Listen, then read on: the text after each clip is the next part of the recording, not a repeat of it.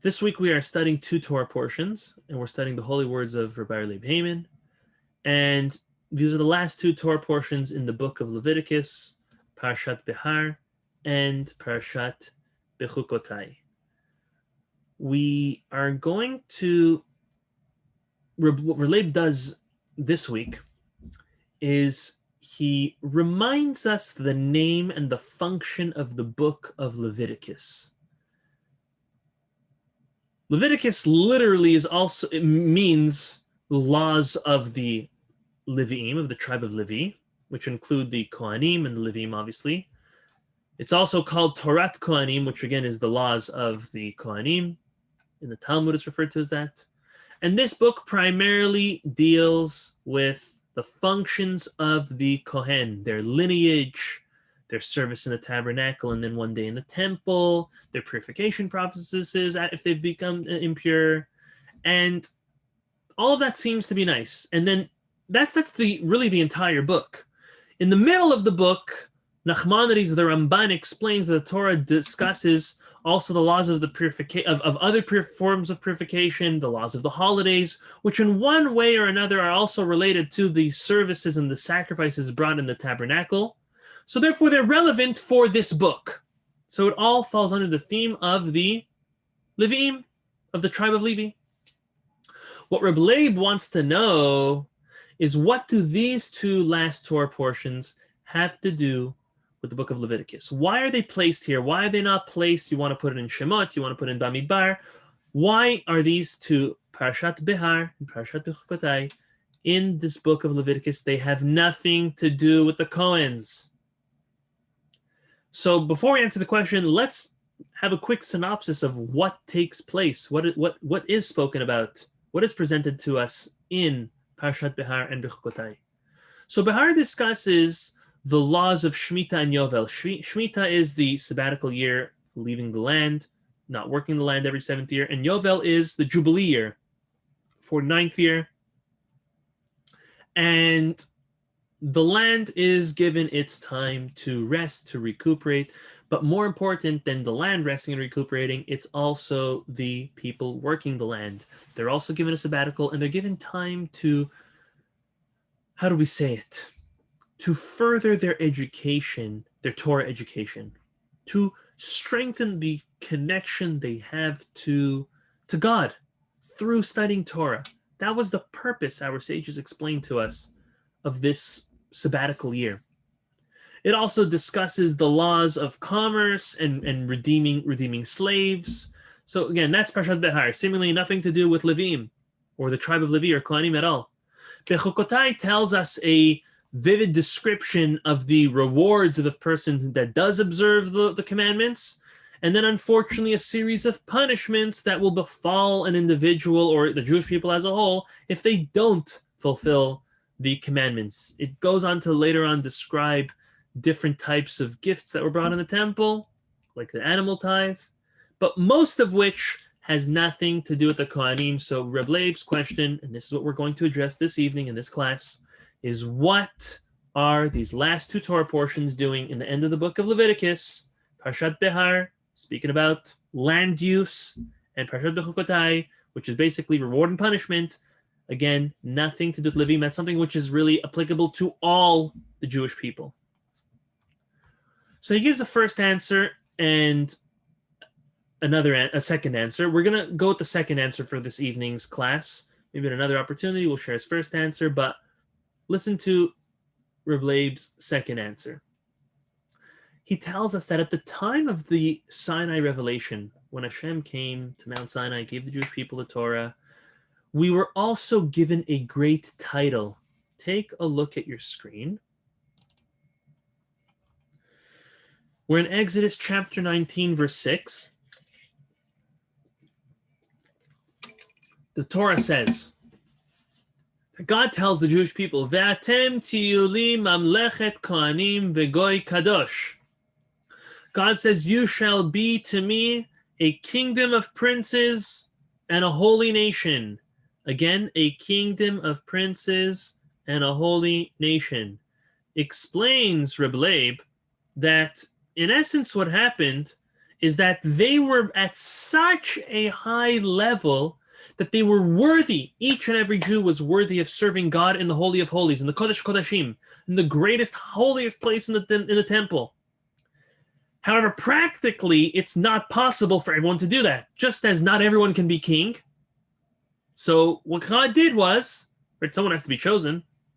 What God did was he chose the firstborn. He selected the firstborns and awarded them with the great opportunity of serving as the priests, as the Kohanim. Then we all know what happened. Unfortunately, there was the sin of the golden calf. And the Jewish people lost their status of the Mamlechet Kohanim Vegoy Kadosh, the kingdom of princes and a holy nation. They lost that unfortunately that title. And the privilege that they had of this special prestige and opportunity that was given to the firstborns, to all of the nation, but to the firstborns, was taken away and given to the tribe of Levi, specifically to the Kohanim and the Leviim. And this is because they committed this great sin of the golden calf. So Reb Leib says, he brings the verse just to show us that this was taken away from them, although we've learned this, but in Exodus chapter 32, verse 26, it says, Vayamod Moshe bashar machaneh, and Moses stood at the gate of the camp, Vayomer mi lashem elai. He says, who is for the Lord? Let him come to me. This was right in the middle of them serving the idol, the golden calf. Vaye'asfu elav kol bnei Levi. The verse ends off that all of the sons of Levi gathered around him, and that's why it was given to them. This great opportunity was given to the tribe of Levi. Now, Reb Leib says, if we think about this, the presence of the Kohanim in the temple is similar to the Adam's presence in Gan Eden, in the Garden of Eden, before the sin.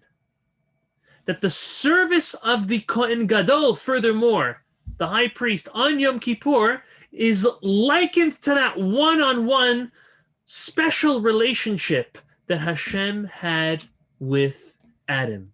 And he furthers this concept. He says, if we look at Shemitah and Yovel, the sabbatical year and the Jubilee year, the Torah discusses it and depicts to us, in Reb Leib's eyes, in his mind, a world of pre-sin of eating from the tree of knowledge, of Adam living in the world before the tree of knowledge.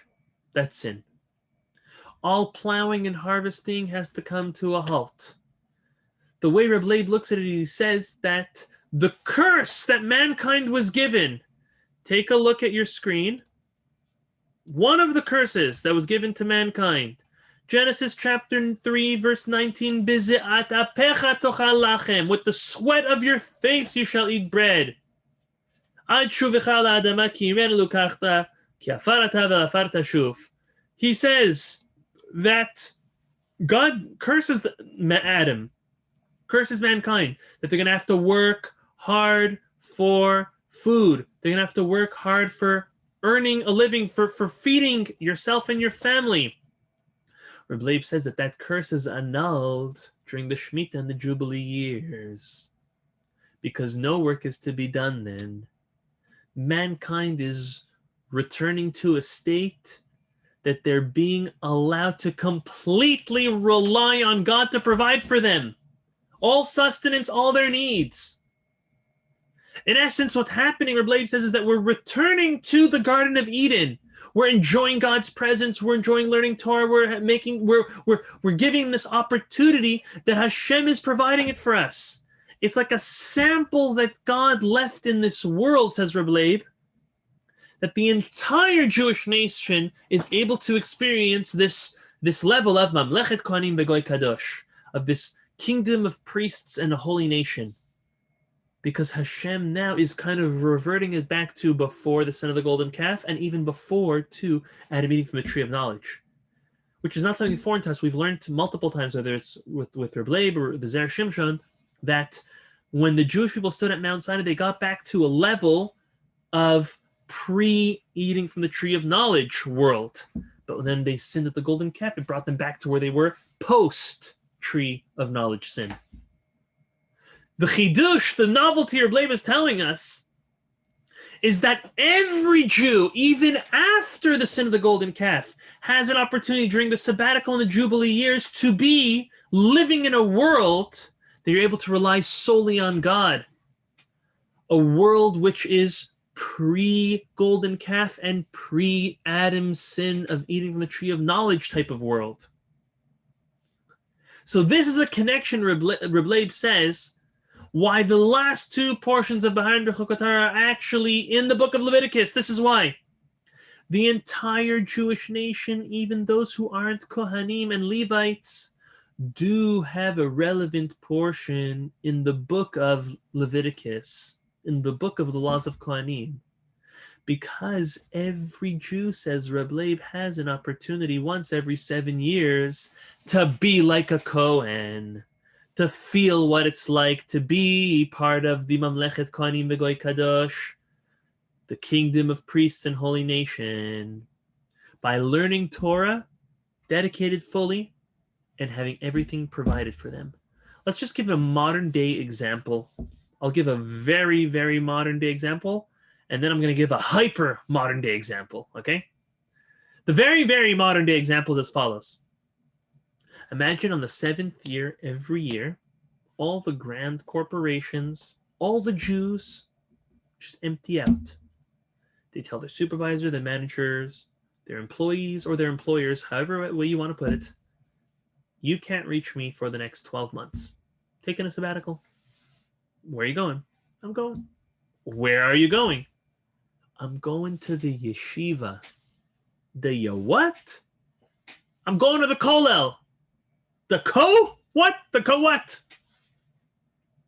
Never mind. I'm unavailable for 12 months. Send me an email. In 12 months, I'll get back to you. But the best part is that imagine everyone leaves and they come back to their job 12 months later. Then it takes them 6 years to catch up on that 1 year that they had to leave. But now listen to a hyper example, hyper modern day example of what it means to keep Shemitah. Can you imagine you leave work for those 12 months and you're still getting your paycheck every 2 weeks? You're at the kollel, you're learning and you're teaching Torah all day. And every 2 weeks, the 1st and the 15th of the month, like clockwork, direct deposit. From who? From your employee. From your employers or your business automatically. I'm not working it. That's exactly what it was like. We have a hard time. We don't live in an agricultural system or society that, okay, so if I don't water the plants for a day or for a week, I'll still go to the store and buy apples. Like, to us, it doesn't make any difference. But in a society that solely depends on agriculture, and we're planting and tending to and picking our own fruits and vegetables and trading with our neighbors so that we have some type of a nutritional variety, not going to your field is like closing up your office for 12 months and sayonara. What this provided, Reb Leib says, I hope I'm able to explain this clearly. What Reb Leib is saying is every Jew has that opportunity to be like a Kohen who's completely dedicated to their service and their Torah study for a whole year every 7 years. And that's why this Torah portion is found in the book of Leviticus, because every Jew deep down inside them was once available or able to be a Levite from the tribe of Levi, but after the sin of the golden calf that was taken away, but don't worry, every 7 years, every Shemitah, you have that opportunity again. Beautiful concept. He proves it with 3 different proofs. Reb Leib normally does that. I think we're getting some type of a trend that he gives this massive concept, this groundbreaking novelty, and he proves it, but then he says, you know what? Let me bring you some more proofs. Okay, so proof number 1. In Parashat Bechukotai, that's the second Torah portion this week, Rashi translates the word chok in a very interesting way. In order for you to appreciate it, I would like you to lend your eyes to the screen. It says Leviticus chapter 26, verse 3. The verse says, Im bechukotai telechu. If you go in these chukim, we'll see in a moment, the original authentic translation means the statutes, the laws, the rules, the observances. Ve'et mitzotai tishmoru, and then you will observe my commandments, v'asitem otam, you will do them. So this word bechukotai, normally speaking, means statutes. Rashi, however, interprets otherwise. Rashi tells us the word chok over here means toiling in Torah. Torah study. If you will go in my statutes and you will perform them, this refers to if you will follow in the ways of the Torah and you will learn Torah and you will toil in Torah. Reb Leig says, one second. This is not the conventional way of interpreting the word chok. Our sages have not translated chok in this manner anywhere else. In Parashat Acharei Mot, which we just had not long ago, the very last, at the end, not the very last verse, but at the end of that Torah portion, I'll pull it up on your screen. Let me get rid of this. Okay.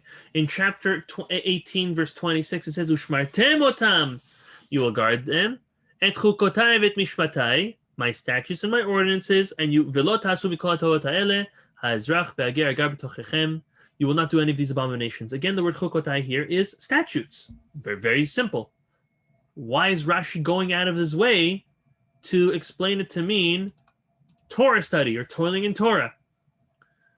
When the Torah relates to us the laws of the red heifer and its ashes being sprinkled on everyone, the Torah refers to it as a chok, that the mechanism to purify is a chok. A chok, our sages explain us, means is a law, it's a commandment that human beings cannot comprehend the reason behind, and nevertheless we still are obligated to fulfill it. So why is Rashi here, says Reb Leig, explaining the word bechukotai as toiling in Torah? That chok over here means toiling in Torah. Very different. He says, Reb Leig answers, that the whole purpose of Shemitah is to give a momentary priesthood to the entire Jewish nation. How? By toiling and studying in Torah. And that's the main topic of the Parsha, of this portion. So the only way to explain the word chok, Rashi has to come up with a new way. He's got to find some way to throw in Torah study, because that's the whole point of not going to the work, the fields those years.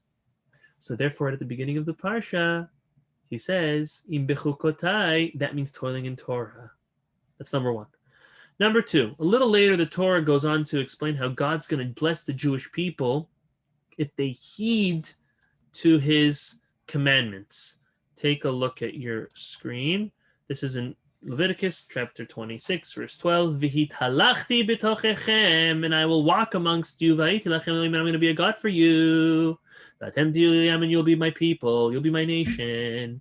V'hit halachti b'tochechem. It's a very interesting way that Hashem's blessing us, that I will walk with you. I will go with you. Rashi says, you know what that means? Look how he interprets it. He says, God says, I'm going to stroll with you in the Garden of Eden, and we're going to be like one. Stroll with you in the Garden of Eden. Reb Leig says, is that the basic interpretation? That Hashem's going to stroll with us in the Garden of Eden? That's a weird way to refer to a relationship that we'll have with God. Where did Rashi get this interpretation from? Why is he throwing that in? Reb Leig says, you know why? Because the whole message of this parsha is allowing us to go back to pre-sin of Adam from the tree of knowledge, and strolling with God, living with God in the Garden of Eden as Adam did. For a moment, for once every 7 years, mankind's curse is suspended, and we're able to stroll with God in Gan Eden. By dedicating that year to Torah study, Hashem will provide the rest. Hence the term of sabbatical, literally taking off for the entire year, but to further education and toiling in Torah. So that's the second proof, that Rashi, again, went out of his way to say, stroll in the Garden of Eden. Very interesting. Thirdly, the very last verse of our first Torah portion, Parashat Behar, says, take a look, Leviticus chapter 26, verse 2, Et Shabbatotai tishmoru, you will keep my Sabbaths, umikdashi tira'u, and you will fear my sanctuary, Ani Hashem, I am God. Explains Reb Leig based on the Ibn Ezra. The Ibn Ezra is one of the great commentaries on our Torah. The Ibn Ezra interprets that Shabbats you shall observe in the Pasuk means you will observe the years of Shemitah, and the idea of revering the sanctuary is alluding to the Jubilee year. So Reb Leib says, of course we would never question the Ibn Ezra's interpretation, but how does he interpret that second part of the revering the sanctuary having anything to do with the Jubilee year? It seems clearly out of place. It seems like now the Torah is not speaking about time, rather it's going back to interpreting the land. So the Ibn Ezra says that during the Jubilee year, the entire land of Israel becomes a sanctuary, and the entire Jewish nation are like Kohanim, again proving his point. So before Leib ends off, he brings another proof, a fourth one, if you would like to say. This one's not in the Torah itself, this is in the Rambam. Maimonides tells us, he does something very interesting. The Maimonides, the book Mishneh Torah, was really, really written with great, great contemplation and depth and reason and purpose behind it. And when the Rambam writes in the laws of Shemitah and Yovel, the Shemitah and the Jubilee years, he adds a seemingly unrelated statement in the middle of these laws. And I'll paraphrase it for you, or I guess I'll explain what he does, and then Reb Leib asks why he does this. Rambam asks in the middle of the laws of Shemitah and Yovel, why is it that the tribe of Levite did not receive any portion in the land of Israel? Like the rest of the tribes, everyone had their portion. The tribe of Levite did not have a portion. The land of Israel was divided into 12.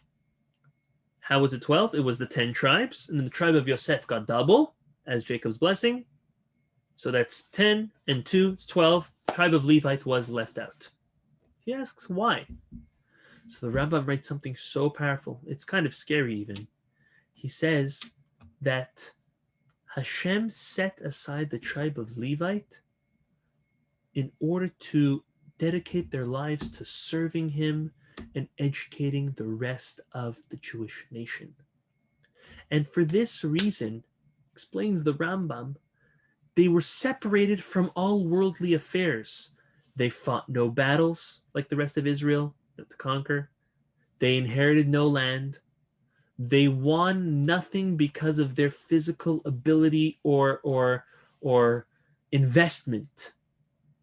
Rather, Hashem completely takes care of them and they don't need land. It's a massive idea.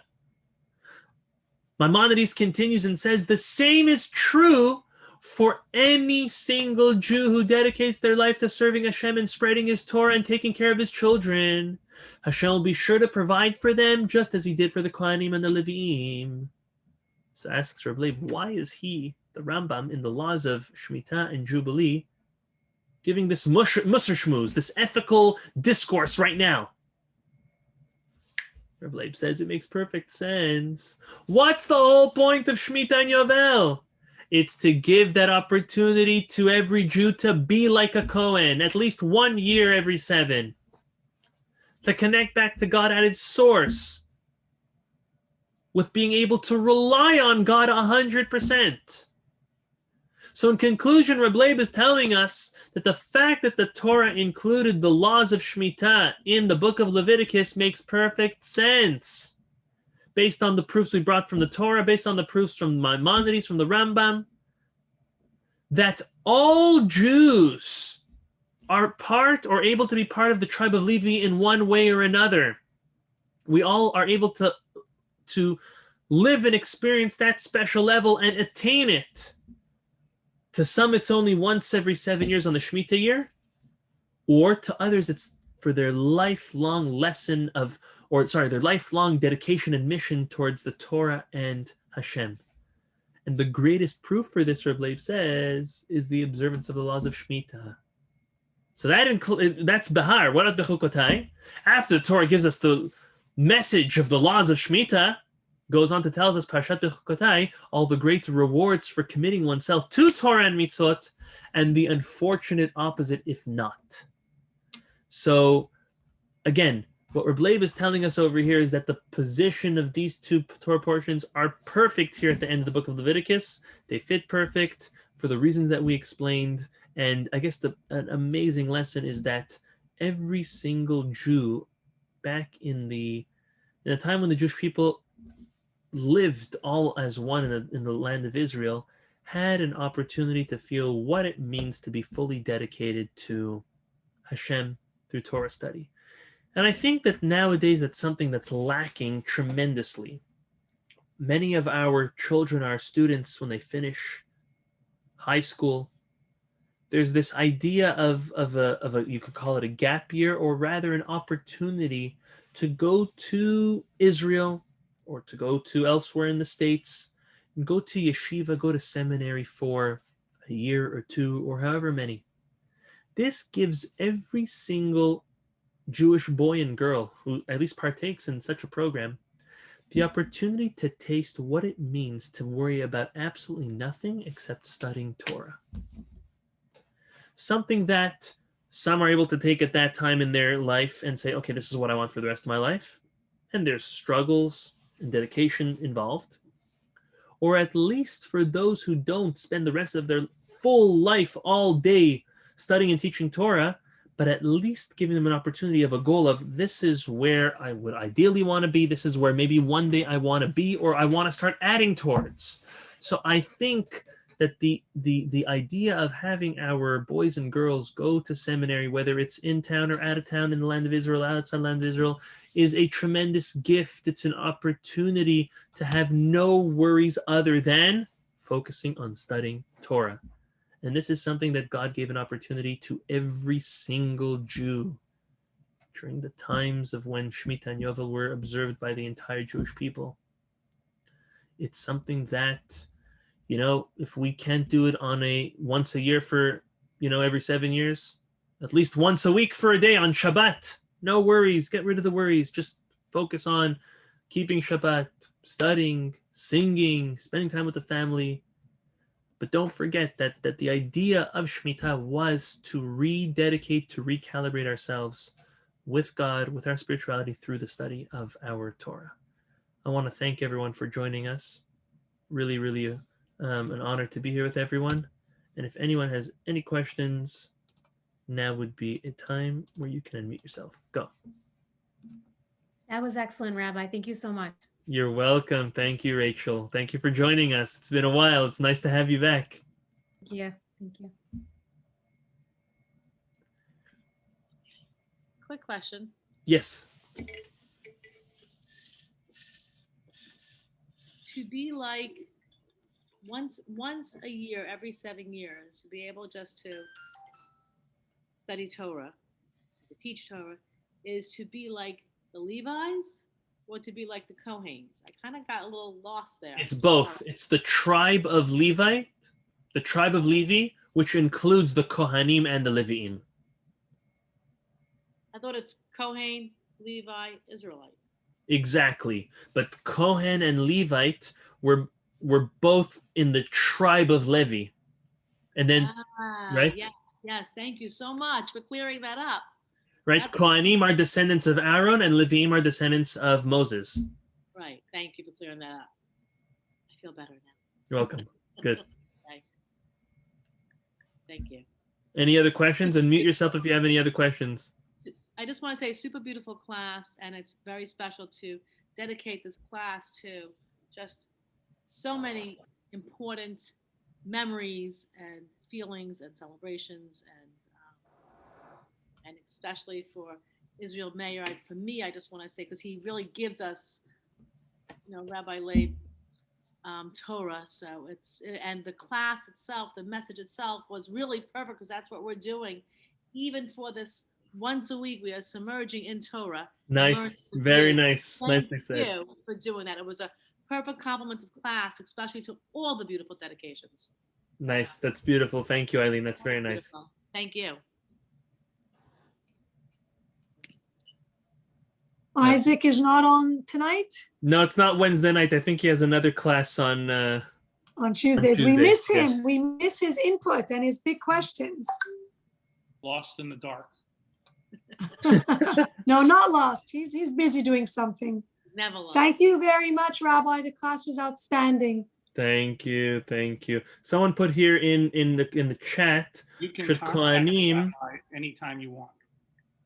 Someone put here in the chat, should Kohanim not buy land in Israel or property in Israel these days, since they don't have a stake in the land? No, that's not nowadays. Nowadays, if you don't, you'll either pay rent or you'll have to buy. The land of Israel, the way it operates today, is not the way it operated in the time of the temple and when all the laws of the Jews were being kept. So back in the day, Levites didn't have to pay rent. They didn't have to own anything. But today, if they don't own anything, then they're going to have to pay rent forever. So they are definitely allowed to own land in the land of Israel. All right. Thank you, everyone, for coming. It's a great